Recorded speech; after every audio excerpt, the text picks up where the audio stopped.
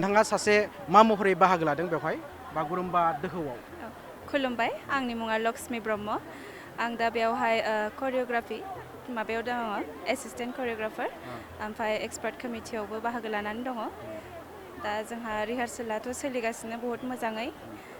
10,000 जोङो आर्टिस्टफोर मोसागोन, बहुत गोग्गाथाव बाथ्रा बियो। बर' हारिनि थाखाय मोनसे जारिमिन जानो थांगासिनो दङ, जिहेतु बागुरुम्बा जोंनि बर' हारिनि मोसानाया। बेखौनो आङो प्राउड फिल जायो जे आङो सासे बर' जानानै, बर'नि फिसा जानानै आङो बे खामानियाव आङो बाहागो लानो मोनदों। बेखौनो गोग्गानो हायो जे जों बर' हारिया मुलुग दरबाराव जोंनि जे बर' हारिमुवा एथ' समायना रमायना बेखौ जोङो बयनोबो दिन्थिनो हायो। आनान गसाइनाव आं बेखौनो आर'ज गाबो जे जोंनि बे बर' हारिया अराय गोजोर जानानै थाथों आरो जोंनि हारिमुखौ बयबो सिनायनो हाथों। बे 17 जानुवारि 2022 मायथाइयाव बे हाबाफारिया जोंहा जाफुंसारगोन। आङो आसाम सरकारनिसिमबो बेखौनो गोजोननाय बावहरो। मानगोनां डक्टर हिमन्त बिश्व शर्मा सारनिसिमबो आङो गोसो गोरबोनिफ्राय गोजोननाय बावहरो, आसाम सरकारनिसिम गोजोननाय बावहरो जोंनो बे हाबाफारिखौ जाफुंसार होनायनि थाखाय। आरो जोंहा बेवहाय गाहाय आलासि महरै फैगोन प्राइम मिनिस्टार सार मानब गेदेर नरेन्द्र मदि सारा फैगोन गाहाय आलासि महरै। बिथाङा जोंखौ निस्सय जोंखौ अनगोन आरो जोंनि हाबाफारिखौ मोजाङै मोजां जाफुंनायखौ जोंखौ जाहाथे बिथाङा साबायखर जोङो बावगोन। सारा जे जोंनि बे हाबाफारियाव नुजाथिफैगोन, गोसो गोरबोनिफ्राय आं बेखौनो गोजोननाय बावो। गोजोन्थों। दासिम बेसेबांसो आबुं जाखो नोंसोरनि रिहार्सला, बे तालिमा?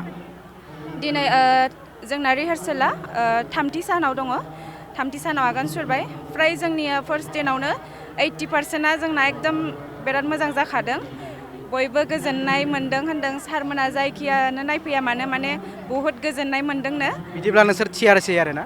जों एकदम साखाफारा, एकदम रेडिखा जोङो गासैबो। माने आं मास्टार ट्रेनार्सफोरनिसिमबो बेखौनो गोजोननाय बावो जे बिथांमोना जेरैबायदि फोरोंनानै हरदों, बिराद मोजाङै फोरोंहैदों बिसोरो LAC लेभेलावहाय। बिसोरो जाबायदि फोरोंदों बेवहाय जों फिथाइखौबो मोननो हादों। माने जोङो खस्थ'खौनो मोनखायाखसै। आसाम डिपार्टमेन्टनिफ्रायबो बिथांमोना जोबोद खावलायदों। जोंहा बिहुबो जानानै थांबाय, झुमुरबो जानानै थांबाय, दा जोंनिया बागुरुम्बा। दा बागुरुम्बाया माने जोंनि समावहाय बिसोरो जेबो बारा उसुबिदाखौ मोनाखसै, खस्थ'बो मोनाखसै। जोंनिफ्रायनो माने बिसोरो बहुद मोजाङै हाबाफारिखौ जानायखौ नुनो मोननानै गोजोननायबो बावदों बिसोरबो। दा नायनोसै, आनान गसाइया बयखौबो मोजाङै लाखिथों आर्टिस्टफोरखौ।